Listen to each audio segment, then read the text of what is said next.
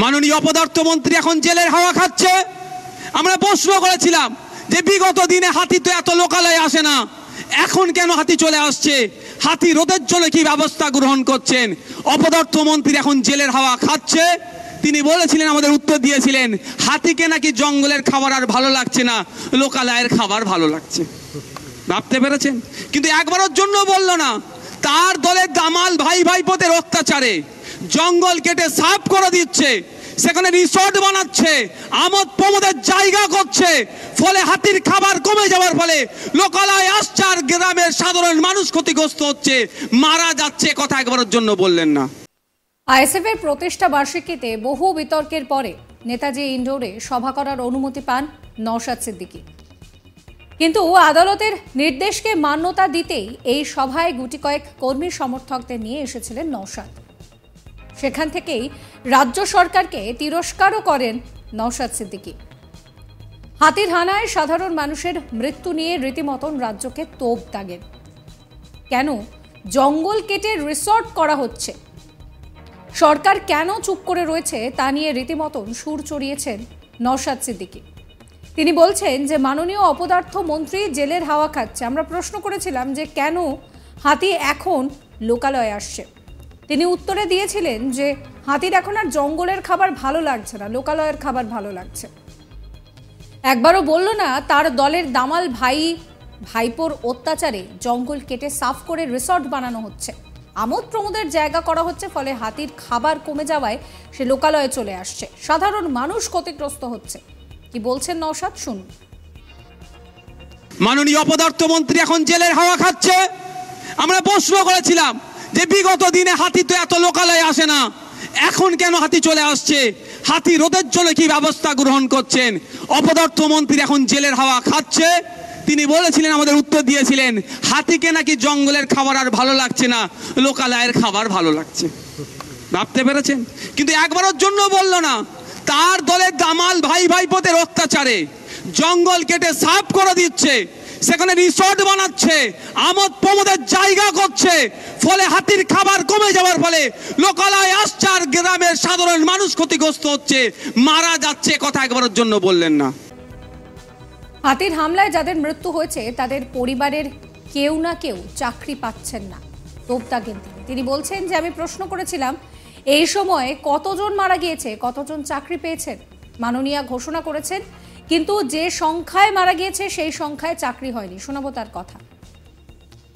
আমি প্রশ্ন করেছিলাম, নির্দিষ্ট সময় দিয়ে একটা প্রশ্ন করেছিলাম, এই সময়ের মধ্যে কতজন মারা গিয়েছে বিধানসভার মধ্যে আর কতজন সরকারি চাকরি পেয়েছে। কিন্তু দুঃখের বিষয়, মাননীয়া ঘোষণা করে দিয়েছেন, কিন্তু চাকরির সংখ্যা, যেই সংখ্যায় মারা গিয়েছে সেই সংখ্যা এখনো চাকরি দেয়নি। যখনই বলা হচ্ছে কবে হবে, একটা সুন্দর এরা বাক্য এদের মুখস্থ করে রেখে দিয়েছে যে প্রসেসে আছে, হয়ে যাবে। এটা 2011 সালের পর থেকে এই প্রসেসে আজ হয়ে যাবে, বিভিন্ন বিষয়গুলো দেখছি আজও হয়ে যাচ্ছে। এর পাশাপাশি আরো বেশ কিছু রাজনৈতিক বিষয় সোচ্চার হয়ে তৃণমূলের ভূমিকার কড়া সমালোচনা করেন নওশাদ সিদ্দিকী। তিনি রীতিমতন মমতা বন্দ্যোপাধ্যায়ের সরকারের বিরুদ্ধে সুর চড়িয়ে দাবি করেন যে এই রাজ্যে যদি কেউ মমতা বন্দ্যোপাধ্যায়ের বিরোধিতা করে তা হচ্ছে আইএসএফ। তিনি বলছেন, মানুষকে বলল আইএসএফ এর কর্মকাণ্ড দেখুন, এরা আইএসএফ এর নামে মিথ্যাচার করছে। আওয়াজ যখন তুলেছে, বিরোধিতা করেছি, যখন আইএসএফ এর হয়ে এত কিছু করা হচ্ছে তখনই বলা হচ্ছে বিজেপির দালাল মুসলিম দল। কি বলছেন তিনি, শোনাবো। বাংলার মানুষকে বলবো, আইএসএফ এর কর্মকাণ্ডকে দেখুন। ওই কাগে কান নিয়ে চলে গেছে বলে কাগের দিকে তাকাবার প্রয়োজন নয়, আপনার কানটা দেখুন। এরা সুকৌশলে পাড়াতে পাড়াতে বুতে বুতে আইএসএফ এর নামে মিথ্যাচার করছে। যেমন আপনারা সেটা সত্যটা যাচাই করার চেষ্টা করুন।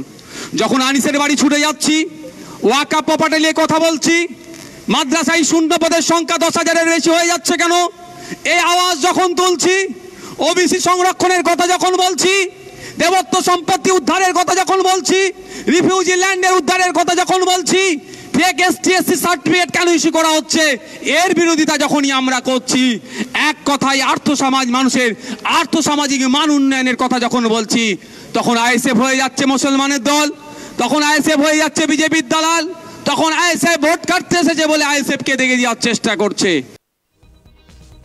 সব মিলিয়ে এবার প্রতিষ্ঠা দিবসে যেন লোকসভা নির্বাচনের দামামা বাজিয়ে দিলেন নওশাদ সিদ্দিকী। মমতাকে যেমন আক্রমণ করলেন তেমনি বিজেপি অন্যান্য রাজনৈতিক দলকেও কটাক্ষ করলেন। তবে তার সম্পূর্ণ বক্তব্য জুড়ে শুধুই যেন বিকল্প রাজনীতির কথা।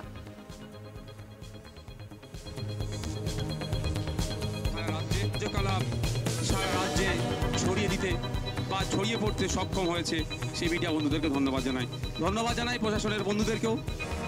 তাদের সাথে তো আমাদের কোনো বিরোধ নাই। কিছু আইপিএস আছে সেগুলো আমরা জানি, যারা আমি বিগত দিনে বলেছিলাম জীবের কথা, নতুন করে বলছি না, সময় স্বল্প, অন্য বিষয়ে আসবো। পুলিশ বন্ধুদের সহযোগী সারা রাজ্যে ছড়িয়ে দিতে বা ছড়িয়ে পড়তে সক্ষম হয়েছে। আইএসএফের প্রতিষ্ঠা বার্ষিকীতে বহু বিতর্কের পরেও নেতাজি ইনডোরে সভা করার অনুমতি পেলেন নওশাদ সিদ্দিকী। কিন্তু আদালতের নির্দেশকে মান্যতা দিতেই এই সভায় গুটি কয়েক কর্মী সমর্থকদের নিয়ে এসেছিলেন নওশাদ। সেখান থেকেই রাজ্য সরকারকে তিরস্কার করেন নওশাদ সিদ্দিকী। হাতির হানায় সাধারণ মানুষের মৃত্যু নিয়ে রীতিমতন রাজ্যকে তোপ দাগে। কেন জঙ্গল কেটে রিসর্ট করা হচ্ছে, সরকার কেন চুপ, তা নিয়ে রীতিমতন সুর চড়িয়েছেন নওশাদ সিদ্দিকী। তিনি বলেন, মাননীয় অপদার্থ মন্ত্রী জেলের হাওয়া খাচ্ছে। আমরা প্রশ্ন করেছিলাম যে এখন কেন হাতি লোকালয়ে আসছে, আগে তো এত আসতো না। উত্তরে তিনি জানান যে হাতি এখন জঙ্গলের খাবার আর খেতে পছন্দ করছে না, লোকালয়ের খাবার খেতে ভালো লাগছে। একবারও বলল না তার দলের দামাল ভাইপোর অত্যাচারে জঙ্গল কেটে সাফ হয়ে যাচ্ছে, রিসর্ট তৈরি হচ্ছে, আমোদ প্রমোদের জায়গা করা হচ্ছে, ফলে হাতির খাবার কমে যাচ্ছে।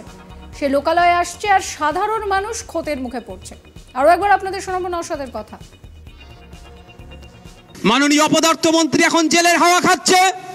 আমরা প্রশ্ন করেছিলাম যে বিগত দিনে হাতি তো এত লোকালয়ে আসে না, এখন কেন হাতি চলে আসছে, হাতি রোধের জন্য কি ব্যবস্থা গ্রহণ করছেন? অপদার্থ মন্ত্রী এখন জেলের হাওয়া খাচ্ছে। তিনি বলেছিলেন, আমাদের উত্তর দিয়েছিলেন, হাতিকে নাকি জঙ্গলের খাবার আর ভালো লাগছে না, লোকালয়ের খাবার ভালো লাগছে। ভাবতে পেরেছেন? কিন্তু একবারের জন্য বলল না তার দলের দামাল ভাই ভাইপোদের অত্যাচারে জঙ্গল কেটে সাফ করে দিচ্ছে, সেখানে রিসর্ট বানাচ্ছে, আমোদ প্রমোদের জায়গা করছে, ফলে হাতির খাবার কমে যাওয়ার ফলে লোকালয় আসছে আর গ্রামের সাধারণ মানুষ ক্ষতিগ্রস্ত হচ্ছে, মারা যাচ্ছে। কথা একবারের জন্য বললেন না। হাতির হামলায় যাদের মৃত্যু হয়েছে তাদের পরিবারের কেউ সেভাবে চাকরি পাচ্ছে না, সে নিয়েও তিনি তোপ দেখেছেন। কি বলছেন আপনাদেরকে আগেই শুনিয়েছিলাম।